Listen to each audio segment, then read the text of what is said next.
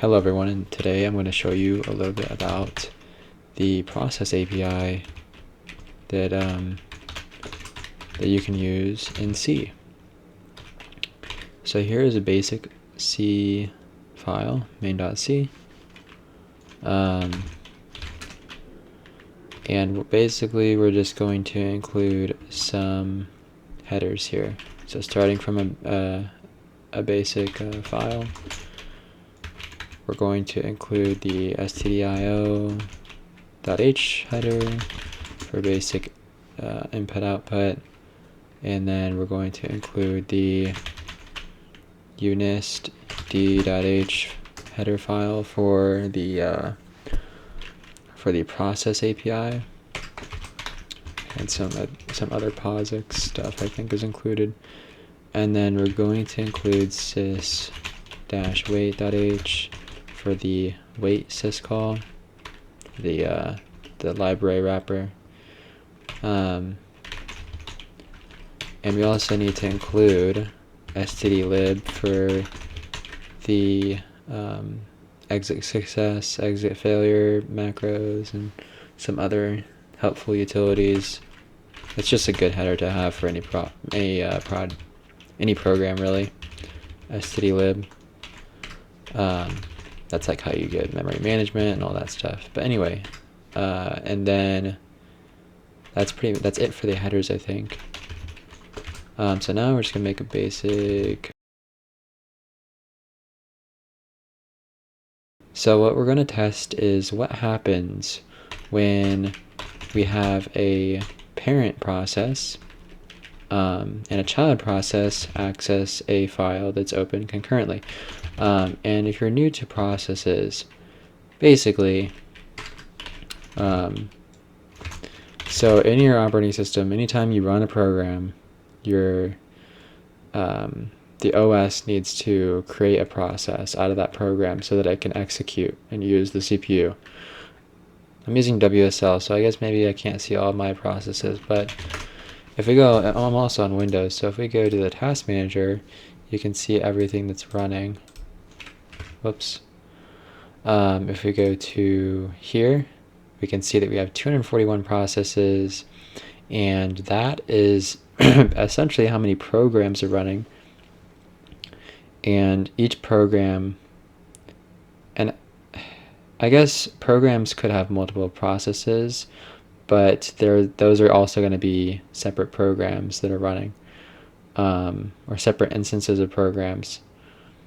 Sometimes you'll have a program that has child processes, but these are going to run a different program most likely.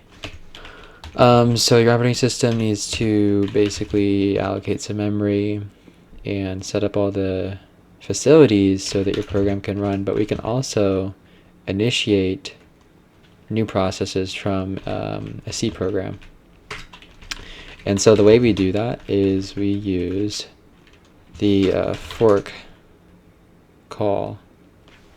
Again, it's under that unist.d.h. I don't even know what it really stands for, to be honest, but it creates a new process. It duplicates the calling process, so we'll see later how we can actually make it run a particular program that's not just duplicated, and not just duplicating the one that's running it, right? The program that actually initiates the fork, that's called the parent process, the actual running process. And then the new process is called the child process. And what's returned from fork is actually the process ID, or the PID, of the child process. And the way you want to think about the program when you do this is when we call fork, once we call fork, our program essentially branches off into two separate instances. So normally when you think of a program, you're thinking of, okay, everything's going to only execute once sequentially. However, now you're going to have your program, you have to think of your program executing twice concurrently. So you have to change the way you think about your program execution when you do this. So once we branch or fork, we're now going to have to check what the actual child PID is. And it's going to have two separate values because, again, you're executing, the program's now executing in parallel. So in each process, the parent and the child PID, this value here is going to be different. So in the child instance, it's going to be 0, the child PID. And we can print this out just to make sure. And then in the parent instance of this forked execution, the child PID is going to be positive.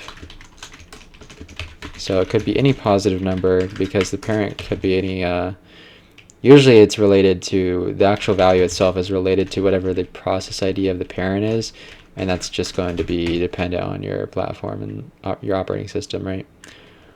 So we can also just see what that is, right? Child PID. So this is a variable that has two separate values in each execution of the program. And again, it's just going to fork this program. It's just going to be two separate processes running the same code, but the values of this object are going to be different in each instance. And we also have some error handling we need to look for. So if the child PID is equal to -1, this is just like with any other, like, because fork is a syscall wrapper, so most of the time when you're doing systems programming, if there's a failure, it's going to return, the actual value is going to return -1, and it's going to set error no. So we actually need to implement, we need to bring that into scope as well. Oh no, actually it's just in, okay, so I think we only need stdio. So I guess we don't need error now if we're not going to use it. Okay, so there's our basic program.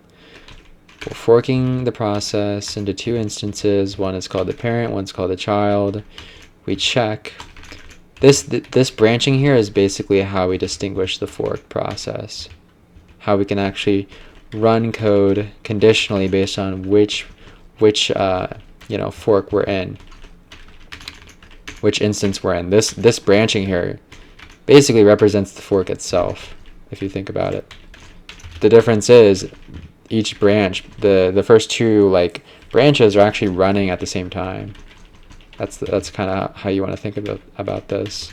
So let's see, did we miss anything? Oh yeah, we also have to wait. So if we don't do this, since they're running at the same time, if the parent finishes before the child never actually executes, because the parent is what, has a precedence. So if we're going to, compile this,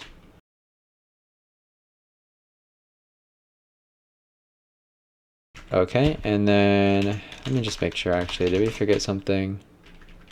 Oh yeah, we didn't even put the wait yet, but oh yeah, I wanted to just visualize that. So if we run this, we actually do get lucky, but you can already see that the parent is executing before the child, which in this code, it's fine that actually that happens, but really you want the parent to wait normally. That just looks like that. If we call the wait syscall wrapper, the wait syscall, whatever, and we can just look at this, what we actually have here. So we can pass in a W status. That status represents, or it's a pointer, so it actually is going to return the status. And then wait actually returns the process ID of the child. So it returns the process ID of the terminated child. On failure, -1's returned. So now W status, I'm curious what this is. Okay. So you can just pass in an integer pointer. It'll update the W status pointer, and then you can just check if one of these is true, and that just tells you some more information about the child process. But we can just call it like this, pass in 0 for the status, and that's fine. And we don't need to, do anything with the child process ID. So this should wait, and now we'll see that when we run this, so compile. So what we should see, right, is that the child should execute before the parent. And as you can see, it does do that.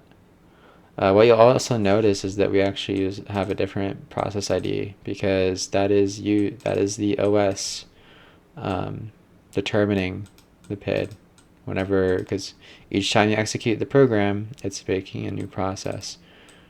And we don't really know I don't know the actual OS mechanism behind that, but that's why there's a different process ID. So that was pretty much the first part of processes. We looked at fork and program execution in parallel. In the next video, we're going to look at how concurrent processes handle files.